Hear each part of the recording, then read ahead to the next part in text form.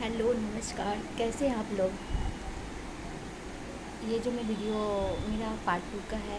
मैं part 1 start की थी वीडियो। आप लोग का जो भी पसंद आए तो ज़रूर कमेंट में लिखिएगा। मेरी ज़िंदगी पे जो ज़िंदगी है मेरी, कि मुझे एक पुलिस ऑफिसर बनना था। मैं पढ़ के मुझे पुलिस ऑफिसर बनना था, पर ऐसा नहीं हुआ। मेरी उम्र बहुत छोटी सी उम्र थी जिसमें मेरी शादी की गई। मेरी शादी की उम्र 14 साल की थी। मैं जब 9th में थी तो मेरी शादी हो चुकी थी। और जब मैं स्कूल जाती थी तो मैं साड़ी में जाती थी, शादीशुदा। एक गांव ऐसा गांव था कि हमारे गांव में स्कूल नहीं था, और स्कूल सिर्फ 8th क्लास तक था। 8वीं तक स्कूल था। 10वीं करने के लिए हमें गांव से बाहर जाना पड़ता था, और हर लड़की को अलाउड नहीं देते थे कि घर वाले पसंद नहीं करते बाहर जाके पढ़ाई करने के लिए। फिर भी मैं जिद पे ऐसी थी कि नहीं, मुझे आगे पढ़ना है और हमें कुछ बनना है। तो मैंने मम्मी मेरी बहुत सपोर्ट करती थी। मम्मी बोली कि नहीं, एक तो इसकी कम उम्र में शादी की मैं, और मुझे इसको पढ़ाना है। तो मम्मी ने एडमिशन करवा दी 10वीं में, और गांव से बाहर में जाती थी। वहाँ पे हमारे गांव से कम 3 से 4 किलोमीटर स्कूल था, और मैं साड़ी में चल के जाती थी। मेरे पास पैसे नहीं होता था कि हम कोई बस या गाड़ियों से जाओ। मेरे पास पैसे नहीं होता, हम लोग चल के, ऐसे गांव के 4-5 लड़के मिलके हम लोग स्कूल में एडमिशन करवाए और चल के गए। फिर वहाँ पे हम सब चिढ़ाते थे कि इतनी छोटी बच्ची को कैसे शादी कर दिए, पर हालात ही ऐसा था कि करना पड़ा। और मैं सपना ऐसा पूरा नहीं हुआ मेरा कि मैं पढ़ के कुछ बनूं। जब 17 साल की उम्र हुआ तो मैं ससुराल में आई, और ससुराल को पता ही है, अगर बच्ची भी जाए तो ससुराल में दुल्हन है।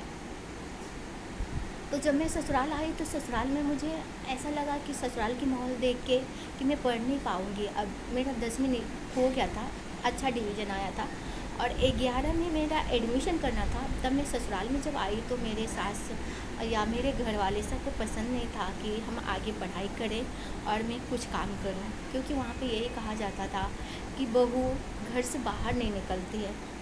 मैं टूट चुकी थी, बहुत रोती थी, बंद कमरे में एकदम रो रो के मेरा बुरा हाल था कि मेरी पढ़ाई जो है वो पूरी नहीं हो चुकी है। मैं आगे क्या काम करूँगी, और मुझे काम तो करना है। फिर मैं अकेले रो रो के मैं, ऐसा लग रहा था कि मुझे करना है, अपने पैरों पे खड़ा होना है, क्योंकि मैं वो अपने घर की हूँ। कि हमारे एक गरीबी में मेरी ज़िंदगी आई। मेरे पास एक ही नोटबुक होता था कि हर सब्जेक्ट में उसमें लिखती थी। तो एक कहावत है ना कि जब तक आप संघर्ष नहीं करेंगे ना, तो आप दुख को पहचान नहीं पाएंगे ना, तब आगे नहीं बढ़ सकते हैं। कि जो संघर्ष करते हैं वो आज खुशी का सपना पूरा हो जाता है। फिर मैं शादी के बाद मैं सोची कि मैं मुंबई जाऊंगी। मैं मिस्टर का, उस टाइम में ना फ़ोन भी नहीं होता था, एक चिट्ठी लिखना पड़ता था। तो मुझे ऐसा लगा कि मैं मेरे मिस्टर मेरे को मुंबई लेके जाए। मुंबई में मैं जाके ज़रूर जॉब करूँगी और पढ़ाई पूरी करूँगी। पर ऐसा नहीं, मुंबई तो आ गई, पर हम ऐसे घर वाले और पसंद नहीं करते, तो पढ़ाई तो मेरी पढ़ाई नहीं हो पाई।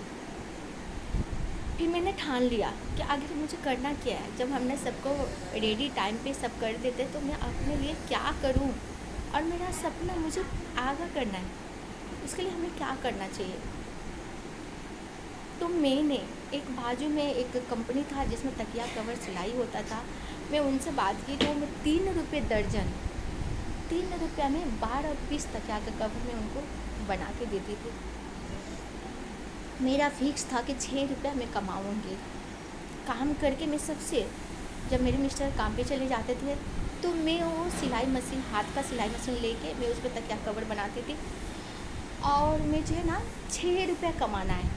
2 दर्जन मुझे तकिया कवर बनाना है, 6 रुपया हमें कमाना है। बस उस दिन मुझे 6 रुपया के रोज़ से मैं काम चालू की। और जब वो पैसे पाने का टाइम होता था तो फिर वो पगार टाइम पे देते नहीं थे। आज देंगे कल देंगे ऐसे कर करके वो इधर उधर पैसे मिल नहीं पाता था। बहुत रोती थी कि मेरा सपना पूरा नहीं हुआ। एक दिन मैंने ठान ली कि मुझे कुछ करना है, तो मैंने ब्लाउज बनाना, सिलाई करना, और मैं अनजान जगह, मुंबई अनजान जगह, मैं किससे बात करूं, किससे पूछूं फिर मैंने सोच ली कि नहीं, मुझे सिलाई तो आता है ना, तो ये तकिया कवर बनाने से अच्छा है कि मैं हर घर से कपड़े लाऊं और उसको सीख में दूं, तो वो कैसा रहेगा। तो मुझे वो चीज़ अच्छा लगा। फिर मैं ना एक दूसरे से बात करना चालू की। मैं बोलती हूँ उनको कि मैं सिलाई करती हूँ, मेरे पास आप कपड़ा दीजिए, मैं आपको सीख के ला के देती हूँ। पर वो लोग ने ऐसे मुझे सपोर्ट मिलना चालू हुआ और मुझे कपड़ा देने लगे। मैं 15 दिन का कपड़ा चुन चुन के सबसे लेके आती थी और 15 दिन घर पे बना के मेरे एक छोटे से बाबू था, उसको भी संभालना था। फिर वो कपड़े ला के मैं उनके घर में सिलाई करके देती थी। मैं उससे थोड़ा पैसा कमाने लगी। फिर मुझे ऐसा लगा कि मैं क्यों ना ब्यूटी पार्लर सीखूं।